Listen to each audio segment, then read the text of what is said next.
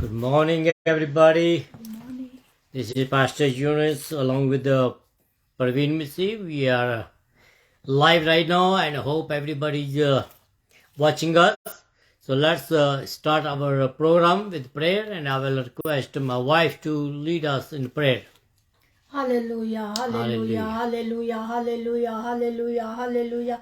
धन्यवाद धन्यवाद धन्यवाद धन्यवाद धन्यवाद धन्यवाद राजाओं के राजा तेरा धन्यवाद हो, प्रभुओं के प्रभु तेरा धन्यवाद हो, शहंशाहों के शहंशाह तेरा धन्यवाद हो। धन्यवाद करती हूँ एक एक सांस के लिए, धन्यवाद करती हूँ एक एक कदम के लिए, धन्यवाद करती हूँ एक एक लम्हे के लिए, धन्यवाद करती हूँ एक एक पल के लिए तेरा धन्यवाद करती हूँ तेरे दास के लिए प्रभु जी, जिसको तूने सही सलामत इस जगह पर पहुंचाया और तेरा वचन अपने बहन भाइयों तक शेयर कर सके। धन्यवाद करती हूँ आज का वचन पिता परमेश्वर राहों के लिए ज्योति और कदमों के लिए चिराग हो प्रभु जी। आज के वचन के द्वारा बहुत सारे लोग बचाए जाए प्रभु। आज के वचन के द्वारा पिता परमेश्वर तू वो बरकतें देने जा रहा हम अपने बहन भाइयों को जिनका हमने कभी सोचा भी नहीं पिता परमेश्वर। ओ पिता परमेश्वर उनको अपनी बरकतों से माला माल करो प्रभु। जितने लोग हमारे साथ जुड़े हैं प्रभु जी, उनके परिवारों के ऊपर, उनके बच्चों के ऊपर पिता, उनकी मिनिस्ट्रियों के ऊपर तेरा शीश तेरी बरकत वाला हाथ हो प्रभु जी, ताकि पिता परमेश्वर वो अपनी मिनिस्ट्रियों को आगे बढ़ा सके और तेरे से डरते और कांपते हुए अपना लोगों तक वचन शेयर कर सके और पिता उनकी मिनिस्ट्रियों को बहुत सारी शीश ते बरकत दो। उनके बच्चों के ऊपर तेरी शीश तेरी बरकत वाला हाथ हो प्रभु। जितने लोग पिता परमेश्वर तेरे दास और दासियां पूरे वर्ल्ड में सताए जा रहे हैं, मारे जा रहे हैं, पीटे जा रहे हैं, जेलों में बंद पड़े हैं पिता, उनको धमकियां दी जा रही हैं प्रभु जी, उनको सहने के लिए तैयार करो ताकि वो तेरे वफादार सिपाही बने रहे और पिता जो तूने ताज उनके लिए आसमान पर रखा है प्रभु, उस ताज को वो ग्रहण कर सके और तुझे उद्धार करता करके मान ले प्रभु। जो लोग उनको सता रहे हैं प्रभु, उनके जीवनों को बदल दो पिता, ताकि वो भी अपने जीवनों को बदल के तेरे चरणों में गिर जाए और अपने गुनाहों का पश्चाताप करे प्रभु। उनको पश्चाताप वाला जीवन दो पिता परमेश्वर। एक एक जान बचे, एक एक जान अपने गुनाहों का पश्चाताप करे प्रभु जी। तो अपने दास नु पांव से लेकर सब तक दुगना मसा दो प्रभु। जो भी एक एक शब्द इनके मुंह से निकले वो पवित्र आत्मा के द्वारा निकले प्रभु जी। आज का शब्द खाली ना जाए प्रभु जी, तेरे वचन के द्वारा प्रभु जी, सुनने सुनाने के द्वारा तेरा दास खुद भी ब्लेस हो, दूसरों को भी ब्लेस करे, अपने बहन भाइयों को पिता परमेश्वर। ओ पिता परमेश्वर आज का दिन जो कोई दुखी लाचार बीमार है, बीमारी का बेस्तर तंदुरुस्ती का नेत फरमाओ। तेरे से बढ़कर कोई डॉक्टर कोई हकीम नहीं, आप डॉक्टरों के डॉक्टर, वैद्यों के वैद्य, हकीमों के हकीम हो। ओ प्रभु जी तू दयावान परमेश्वर है, तू जीवन का स्रोता है, तेरे सिवा हमारा कोई सहारा कोई मददगार नहीं। तू हमारा सहारा ते मददगार हो। हमारे बच्चों के ऊपर तेरा शीश तेरी बरकत वाला हाथ हो प्रभु जी। उनको भी अपनी महिमा के लिए इस्तेमाल करो ताकि अभी से वो अपने गुनाहों को तेरे सामने रख सके और तुझे उद्धार करता करके माने पिता परमेश्वर। जैसे वो फिजिकल ग्रोथ करे वो आत्मिक ग्रोथ करे प्रभु जी। तेरे नाम में आगे बढ़े हमारे बच्चे पिता परमेश्वर। ओ पिता परमेश्वर मैं देश इस्राइल के लिए दुआ करती हूँ, वो तेरा निवास स्थान है प्रभु जी। उस देश के ऊपर तेरे स्वर्गदूतों की आग की वार हो प्रभु जी। और दुश्मनों के साथ घिरा हुआ देश है प्रभु, कोई वैरिस्तान की चालाकी उस देश के ऊपर कार्य न कर पाए पिता। अगर कोई सोचता विचार है पिता, तेरे पवित्र खून के द्वारा सारा कुछ भस्म हो जाए। ओ प्रभु जी मैं तेरे दास को तेरे हाथों में दोबारा देती हूँ प्रभु जी। जो भी वचन इनके द्वारा निकले मुंह से आज का राह के लिए ज्योति और कदमों के लिए चिराग हो पिता परमेश्वर। जो मैंने मांगा दिया दुआ को सुना, दुआ यीशु के नाम में मांग लेती हूँ, आमीन आमीन आमीन आमीन। Hallelujah, thank you Jesus. परमेश्वर का धन्यवाद हो कि परमेश्वर भला है और उसकी रहमतें अब्दी हैं। धन्यवाद करते हैं परमेश्वर का क्योंकि उसने हमें आज तक हमें इस्तेमाल कर रखा है। तो क्या आप तैयार हैं कि आज खुदावन से आशीष पाए? yes. आज जो वचन है खुदा का बहुत ही पावरफुल वचन है और आज उन तमाम सवालों का जवाब खुदावंद आज देने वाला है जो कि काफी अरसे से आपके मनों में सवाल हैं, जहाँ जो आपके आसपास के जो लोग हैं वो उनके मनों में ऐसे सवाल हैं, आपसे पूछते हैं लेकिन आपके पास उनका जवाब नहीं है। लेकिन आज परमेश्वर उन सवालों का जवाब जो है वो देने वाला है। तो आइए हम अपने वचन की ओर बढ़ते हैं। आज का जो वचन में मिलेगा दूसरा पतरस उसका 3 अध्याय उसकी 6 से लेकर 9 आयत तक। हालेलुया। मैं आपके सामने पढ़ूंगी दूसरा पतरस 2 अध्याय 6 से लेकर 9 आयत तक। इसी के कारण उस युग का यज्ञ जल में डूबकर नष्ट हो गया, और पर वर्तमान काल के आकाश और पृथ्वी उसी वचन के द्वारा इसलिए रखे गए हैं कि वह जलाए जाए। ये भक्तिहीन मनुष्यों के न्याय और नष्ट होने के दिन तक ऐसे ही रखे रहेंगे।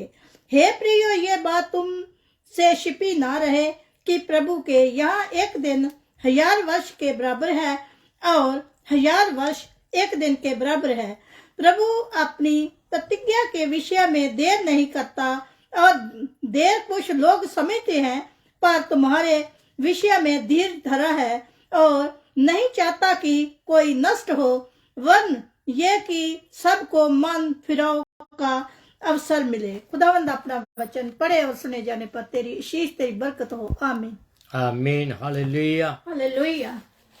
अगर हम इस हिस्से को बड़े ध्यान से सुना है या बड़े ध्यान से पढ़ा है, तो मेरे ख्याल कि हाफ ऑफ द क्वेश्चन जो है आपकी जो आपको आंसर उसके मिल गए होंगे।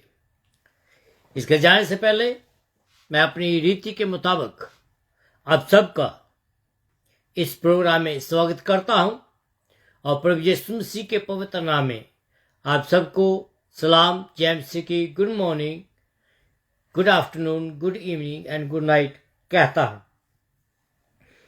जैसे कि आपको मालूम है कि हम लोग दूसरा जो पतरस है उसकी स्टडी कर रहे हैं।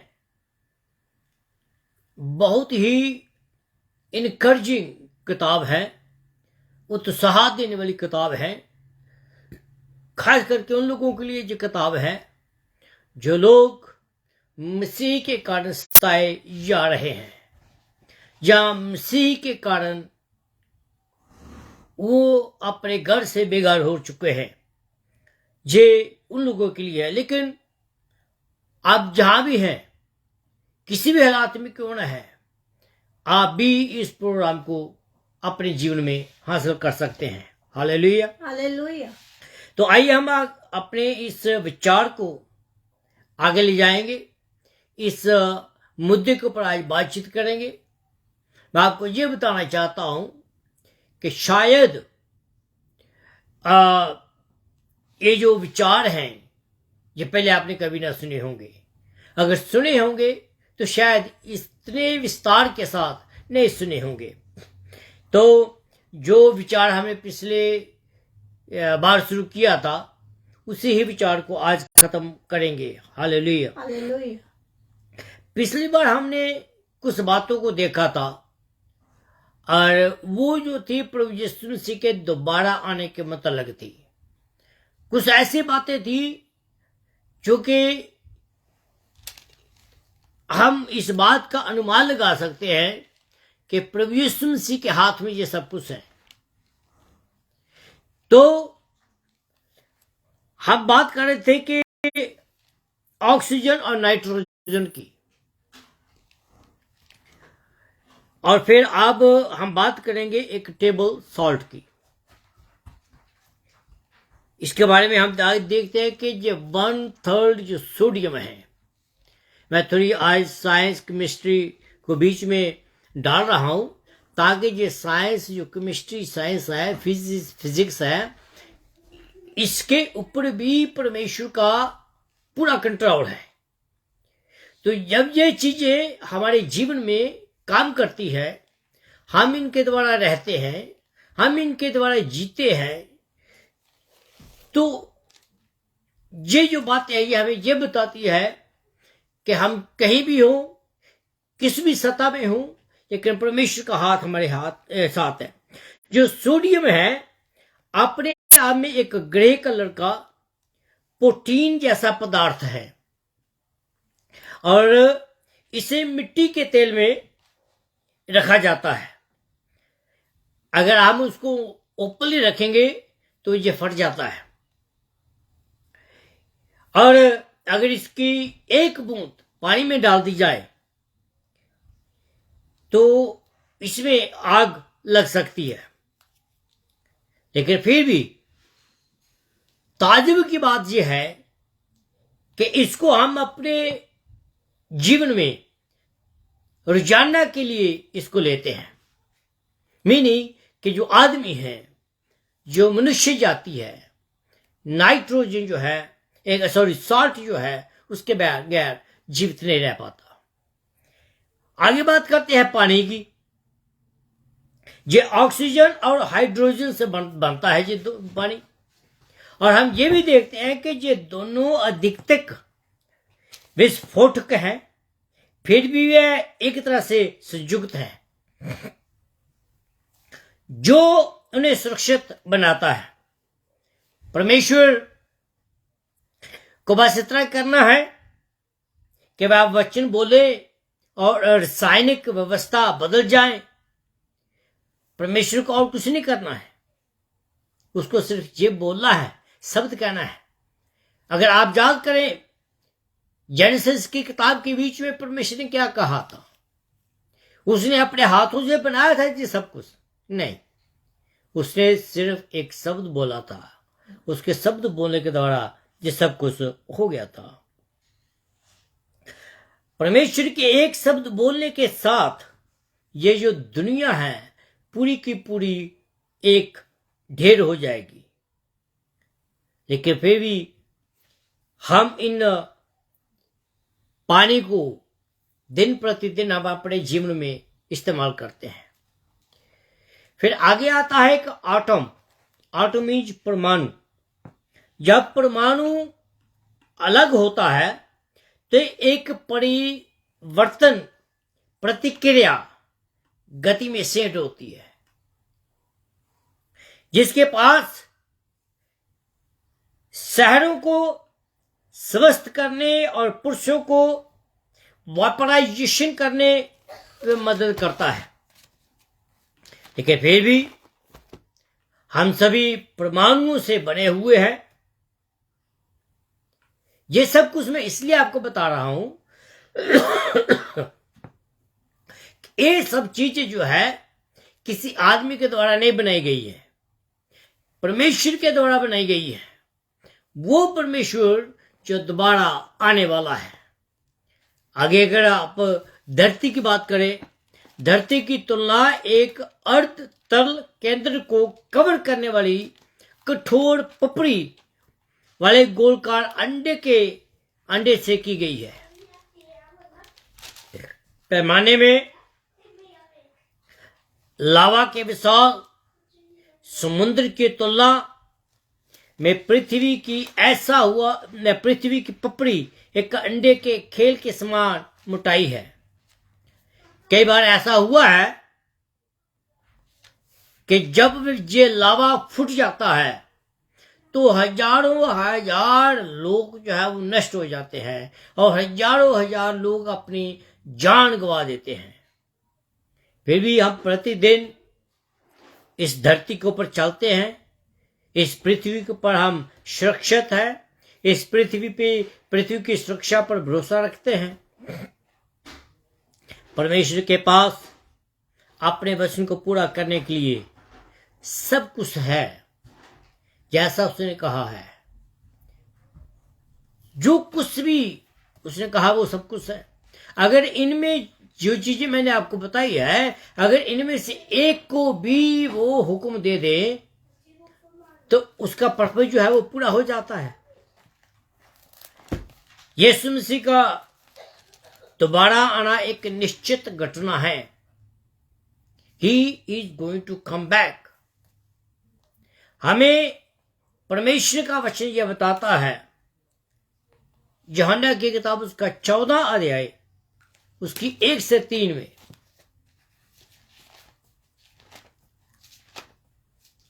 यूहन्ना 14:1-3।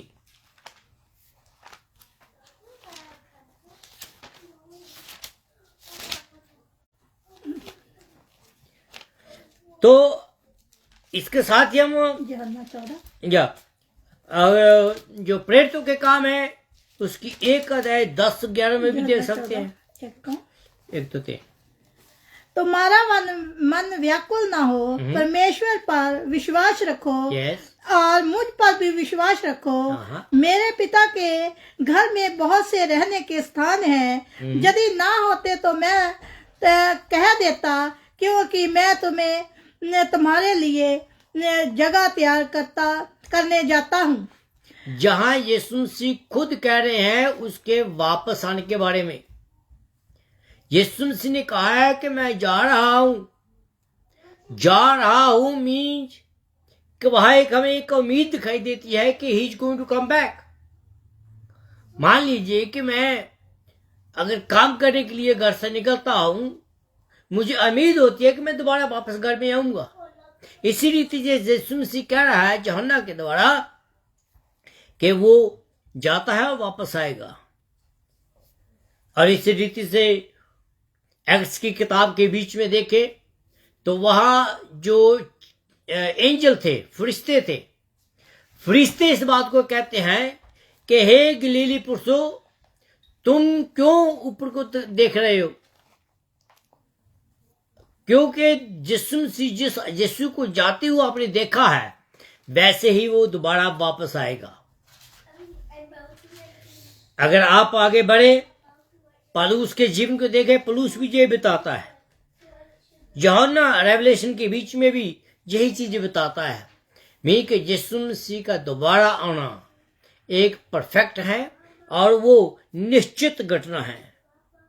मजाक करने वाले तो मजाक करते रहेंगे, मजाक करने वाले तो हंसते रहेंगे, परंतु परमेश्वर अपना वचन पूरा करेगा। और इसलिए मैं आपको दोबारा कह रहा हूं कि he is coming back, he is coming back. पतरस ये बताना चाह रहा है, मनुष्य जानबूझकर सत्य की उपेक्षा करते हैं ताकि वह पाप में और सर्वशक्तिमान परमेश्वर का उपहार में जीवन जी सके। मीनिंग वो क्या कर रहा है कि लोग जानबूझकर मजाक उड़ाते हैं, जानबूझकर वो कहते हैं कि ये नहीं होगा, ऐसा नहीं होगा, लेकिन परमेश्वर कहता है कि वो होगा। अगर आप 8 और 9 आयत के बीच में पढ़े इसको, जब हम आगे बढ़े तो इसमें लिखा बताया गया है कि उसके आने में देरी क्यों हो रही है, वो क्यों देर लग रही है। इसमें कुछ विचार है, मैं वो आपके सामने रखना चाहता हूं। विचार करने के लिए एक वास्तविकता है। परमेश्वर समय को मनुष्य के रूप में नहीं देखता है। परमेश्वर समय से पूरी तरह से अप्रभावित है। उसके हिसाब से यीशु को अभी सिर्फ 2 दिन हुए हैं गए को। मेरे कि जो समय है, समय ने परमेश्वर को नहीं बनाया, बल्कि परमेश्वर ने समय को बनाया है। हमने पढ़ा है उसके कैलकुलेशन के बारे में कि उसकी कैलकुलेशन कैसी है और हमारी कैलकुलेशन कैसी है। हमारी कैलकुलेशन जो है उसके बनाए हुए कैलेंडर या उसके बनाए हुए वॉच के द्वारा चलते हैं, लेकिन परमेश्वर अपने ही हिसाब से चलता है, उसकी कैलकुलेशन अपनी ही है। तो इसलिए परमेश्वर को अभी 2 दिन, यीशु मसीह को अभी 2 दिन हुए हैं जहां से गए को, और ये जो दुनिया है, पूरी कायनात जो है, उसको सिर्फ 6 दिन हुए हैं बने को। और हम बहुत अतावले हो जाते हैं कि यीशु मसीह अभी तक आया क्यों नहीं। यीशु मसीह के आने के बारे में हमारे बाप दादा कहते थे कि यीशु मसीह आने वाला है, यीशु मसीह आने वाला है, अभी तक तो आया नहीं। यही सवाल जो था पतरस के दिनों में भी प्रचलित था। पतरस उनको ये सवाल का जवाब देता है। मेरे अजीजों, हमें कभी भी अपनी घड़ी से परमेश्वर कोई समय को नहीं देखना चाहिए। वह शायद जल्दी आ जाए, लेकिन वह देर नहीं करेगा, लेकिन वो जरूर आएगा। इससे हम आगे बढ़े। तो आइए हम एक गाना सुनते हैं, उसके बाद हम आगे बढ़ेंगे।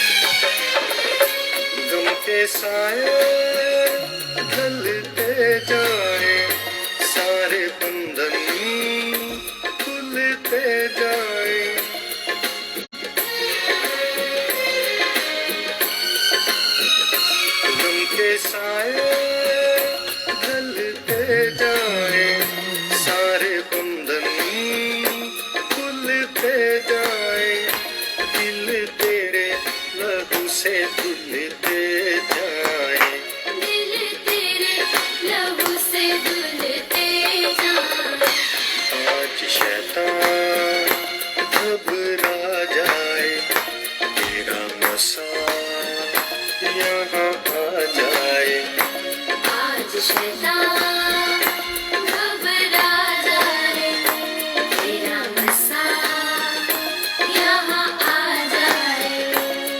का बादल अब छा जाए, तेरा मसा यहाँ आ जाए। तेरा मसा यहाँ आ जाए।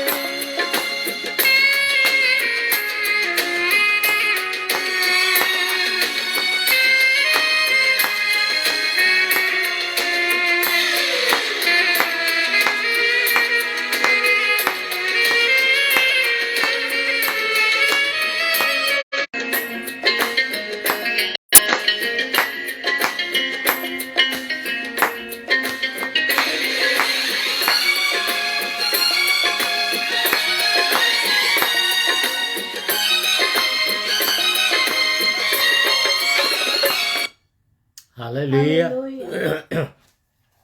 तो हम बात कर रहे थे कि यीशु मसीह जो है वो अपने टाइम के मुताबिक इस दुनिया में काम करता है, ना कि वो इस दुनिया के मुताबिक, ना कि हमारे मुताबिक वो काम करता है।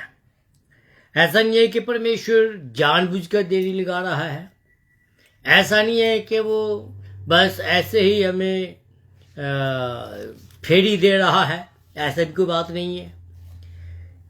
परमेश्वर जो है वो अपने टाइम के मुताबिक काम करता है। अगर आदमियों को आलसी कहा जाता है जब वो अपने कहे के मुताबिक नहीं आते,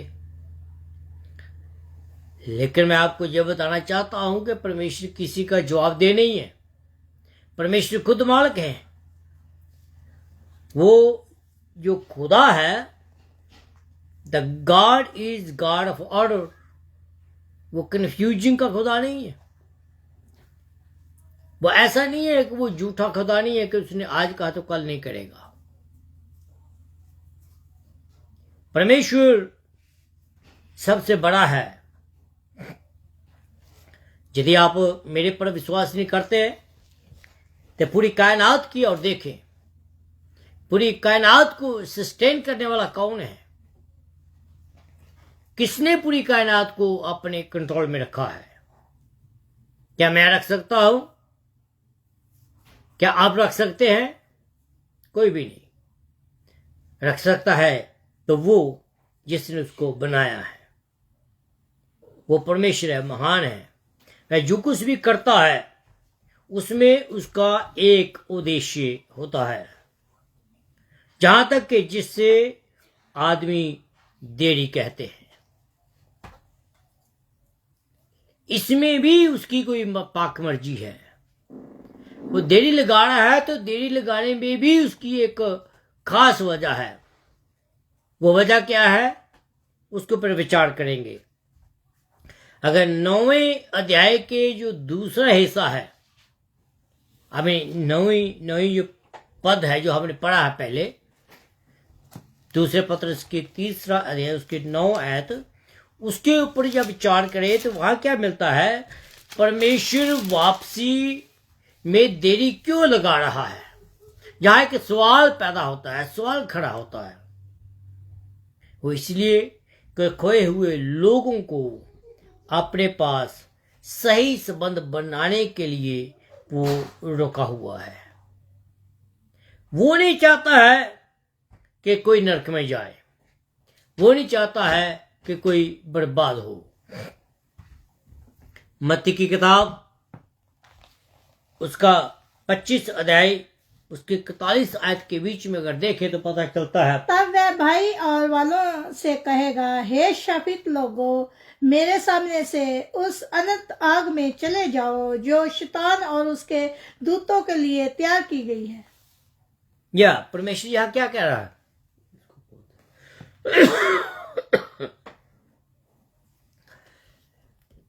परमेश्वर यहां जजमेंट डे की बात करता है। और इस रीति से अगर आप जॉन 3:16 के पढ़े, उसके बारे में भी कुछ पता चलता है कि परमेश्वर क्या कहता है। क्योंकि परमेश्वर ने जगत से ऐसा प्रेम रखा कि उसने अपना इकलौता पुत्र दे दिया, ताकि जो कोई उस पर विश्वास करे नष्ट न हो परंतु अनंत जीवन पाए। That's what his purpose. इसलिए वो देरी लगा रहा है। वो देरी लगा रहा है मेरे और आपके लिए। वो देरी लगा रहा है जो यीशु मसीह का उपहास उड़ाते हैं, मजाक उड़ाते हैं।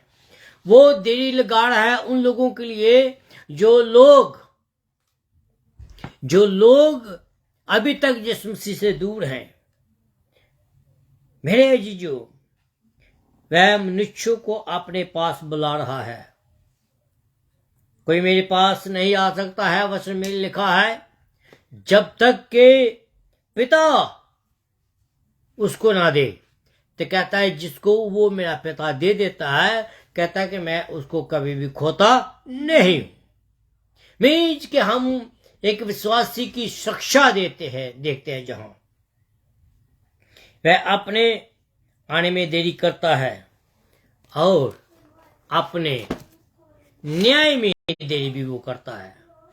अगर आज आ जाए, आज वो अपना न्याय का सिंहासन स्थापित करे,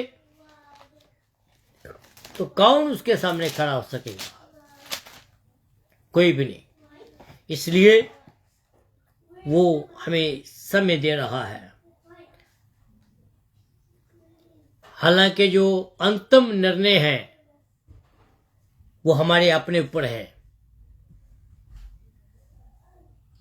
कहता है, come to make room for him. Yeshu Masih के पास आने के लिए आपको अपने पापों का पश्चाताप करना होगा। Without repentance, you cannot get saved. Without repentance, you cannot get into heaven. Without repentance, you cannot have a relationship with Christ. आप सोच रहे हैं कि कौन सी रिपेंटेंस की बात करता हूं मैं? हमने तो कोई गुनाह नहीं किया है। हमने तो कोई ऐसी हत्या नहीं की है कि जिसकी सजा हमें मिले, जिसके लिए हमें रिपेंट करना हो। मेरे जीजू, मैं आपको ये बताना चाहता हूं कि हम स्वभाव से ही गुनहगार हैं और उस गुनाह से हमें रिपेंट करने की जरूरत है। बस हमें क्या करने की जरूरत है? यीशु मसीह को ग्रहण करने की जरूरत है, और बाकी का कार्य है वो खुद आपको करेगा। उसने अपना काम जो करना था वो कर दिया, लेकिन अब हमारी टर्न है। क्या हम उसको स्वीकार करते हैं या नहीं? परमेश्वर की देरी आपको पश्चाताप करने का अवसर देने के लिए है। वो इसलिए देरी लगा रहा है कि वो आपको और मुझे बार बार समय दे रहा है।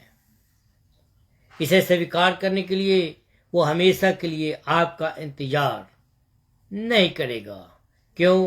क्योंकि समय आएगा जब दरवाजा बंद हो जाएगा। जेनेसिस 6 और उसकी 3 में क्या लिखा है, पढ़ते हैं। तब यहोवा ने कहा, मेरा आत्मा मनुष्य से सदा विवाद करता ना रहेगा, क्योंकि मनुष्य भी शरीर ही है। उसकी आयु 120 वर्ष तक की होगी। हिब्रू की किताब में बताया गया है कि परमेश्वर युग न युग एक जैसा है। आज से 2000 साल पहले जब नूह के समय के बीच में परमेश्वर ने इस दुनिया को तबाह किया था मी के द्वारा, तो परमेश्वर कहता है कि मेरा आत्मा इन लोगों के साथ हमेशा खेदित ना रहेगा। लेकिन वो कहता है कि इन लोगों के लिए हमेशा दुखी नहीं रहूंगा।